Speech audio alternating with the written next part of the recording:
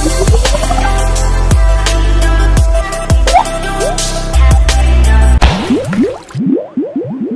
Trophy इंशाल्लाह New Zealand जीतेगा। Champions trophy इंशाल्लाह न्यूजीलैंड जीतेगा। इंशाल्लाह न्यूजीलैंड विन करेगा। इंशाल्लाह न्यूजीलैंड जीतेगा। इंशाल्लाह न्यूजीलैंड ही जीतेगा।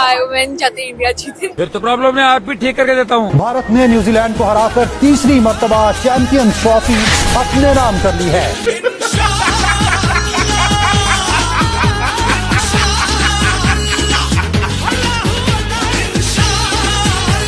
हेलो पोर्टो ने न्यूजीलैंड के सपोर्ट में हल्ला भी बहुत मचाया हुआ था। बंदे न्यूजीलैंड में से इस कदर फटे जा रहे थे जैसे न्यूजीलैंड के रूप में इनकी टीम ही फाइनल खेल रही हो। किसी भी पोर्की को देखो। हम दुआ करें कि न्यूजीलैंड जीते, इंशाल्लाह फाइनल जीतेगा। हम दुआ करें कि न्यूजीलैंड जीते और इंडिया जो हारे। आप भी दुआ कीजिएगा, मैं भी दुआ करूंगा इंडिया ना जीते।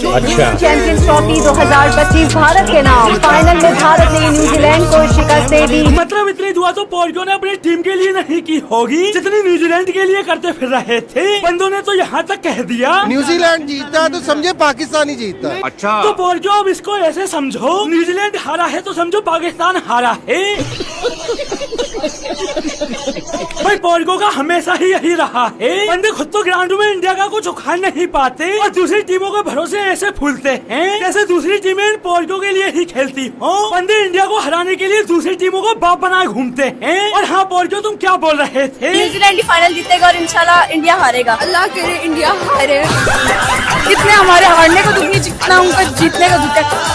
हम इस लेवल तक आ गए हैं कि अब दुनिया हमारा मजाक उड़ाना शुरू हो गई है। मतलब पोर्टो की न्यूजीलैंड के लिए ना दुआ काम आई और ना ही सपोर्ट, लेकिन उसके बावजूद भी बंदे न्यूजीलैंड को ऐसे सपोर्ट दिखाते फिर रहे थे जैसे न्यूजीलैंड पोर्टो का बदला लेने ही मैदान में उतरेगा। आज कौन सी टीम को आप सपोर्ट कर रहे हैं? मैं न्यूजीलैंड को कर रहा हूँ। हम तो जो है न्यूजीलैंड के साथ। मैं न्यूजीलैंड के साथ जा रहा हूँ। सपोर्ट तो हम न्यूजीलैंड को करेंगे, 100% न्यूजीलैंड को करेंगे। मैं तो कंफर्म चाहता हूँ 100% के न्यूजीलैंड जीते। मेरी ख्वाहिश भी है कि न्यूजीलैंड ये मैच जीते। आई होप के फाइनल में इंडिया को न्यूजीलैंड दिखा दे।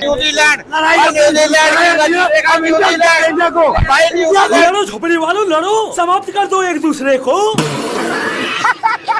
भाई वो तो अच्छा रहा, फाइनल पाकिस्तान में नहीं हुआ, वरना पोर्टो इंडिया को हराने के चक्कर में स्टेडियम ही उड़ा देते और इंडिया पर इल्जाम लगाते हुए कहते साजिश खेल रहे हैं। भाई पोर्टो के रमडी रोने के बारे में मैं क्या ही बोलूं। बंदों की टीम जब चैंपियंस ट्रॉफी में बरकरार थी तब तक बंदों को इंडिया से कोई प्रॉब्लम नहीं थी, लेकिन जैसे ही इंडिया से हार के बाद पोर्टो की टीम निकली, बकचोदी शुरू। चैंपियंस ट्रॉफी में देखेंगे टीमें पिंडी जा रही हैं, लाहौर जा रही हैं, कराची आ रही हैं, दुबई जा रही हैं, इंडिया एक ही जगह पर मौजूद है। जितनी भी टीमें हैं, जो भी चारों सेमीफाइनल में आई हैं, 3 उसके अलावा जो टीमें हैं वो मुख्तलिफ ग्राउंड्स में खेल के आ रही हैं। आप एक ही ग्राउंड में खेल रहे हो। आप लोग एक ही जगह पे बैठे हुए हैं। इंडियन टीम दुबई में मौजूद है आराम से, बाकी टीम्स ट्रैवल भी कर रही हैं। बस मैं अपनी बातें बोलूं। बिल्कुल, मतलब अब झोपड़ी वालों को एक ही ग्राउंड नजर आ रहा है और तब चैंपियंस ट्रॉफी कराने के लिए इंडिया के सारे मैच लाहौर में कराने को तैयार थे। खराब हो जाएगा, मैं माँ अम्मा बहन पे आ जाऊंगा, मैं इनकी अम्मा बहन पे आ जाऊंगा। और भाई ये देखो, इंडिया के दुबई में खेलने पर बकचोदी पेल कौन रहा है जो साले चैंपियंस ट्रॉफी के शुरुआत में खुद कहते फिर रहे थे। डोंट फॉरगेट दुबई हमारा होम ग्राउंड है, ठीक है, होम ग्राउंड हमें यहाँ पे बड़ा एडवांटेज है। 2 बार हम जीत चुके हैं ऑलरेडी इंडिया से। इंडिया के लिए तो मैंने कहा कि जी इंडिया को तो 2 ही चीजें नुकसान पहुंचाएंगी, एक उनका यूएई में खेलना और एक गौतम। और जैसे ही पोर्टो की टीम को इंडिया ने दुबई में पेला, उन्हें पता था दुबई में क्या कंडीशन होगी। आप उनकी टीम सिलेक्शन भी देख लें जो स्पिनर्स के हवाले से।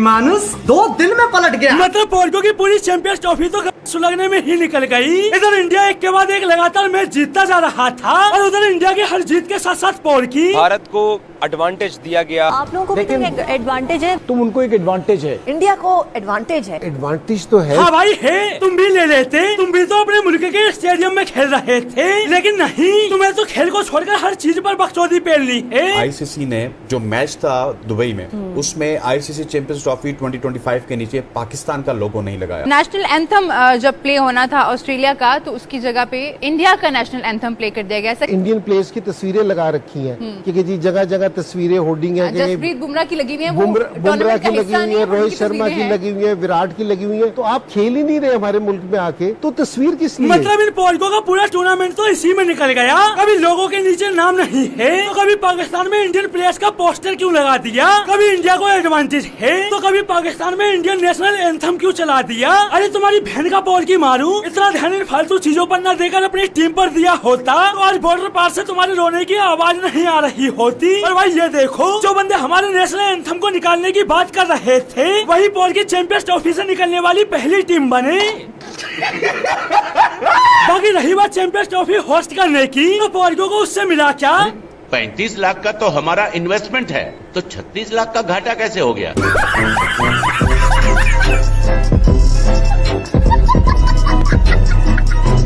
पर भाई एक बात तो है, जो हाल इस चैंपियंस ट्रॉफी में इंडिया ने पोर्गो का किया, बंदे अगली बार कोई टूर्नामेंट होस्ट करने से पहले 50 बार सोचेंगे, क्योंकि पोर्गो को ना इस टूर्नामेंट का क्रेडिट मिला और ना ही चैंपियंस ट्रॉफी, लेकिन बेइज्जती टूर्नामेंट की शुरुआत से आखिर तक भरपूर मिली। दुबई क्रिकेट स्टेडियम में फाइनल की इख्तितामी तकरीब में मेजबान पाकिस्तान का कोई भी नुमाइंदा मौजूद नहीं था। अवार्ड्स तकरीब में ICC के चेयरमैन रेशा, भारतीय क्रिकेट बोर्ड के सदर रॉजर बैनी और सेक्रेटरी BCBI और न्यूजीलैंड क्रिकेट बोर्ड के रॉजर टोर्स भी मौजूद थे। मेजबान ही मौजूद नहीं था इवेंट में। ये इंडिया की साजिश है। कुछ नहीं, अफसोस हो रहा है क्योंकि ICC चैंपियंस ट्रॉफी पाकिस्तान में होने के बावजूद न फाइनल पाकिस्तान में हो सका और न ही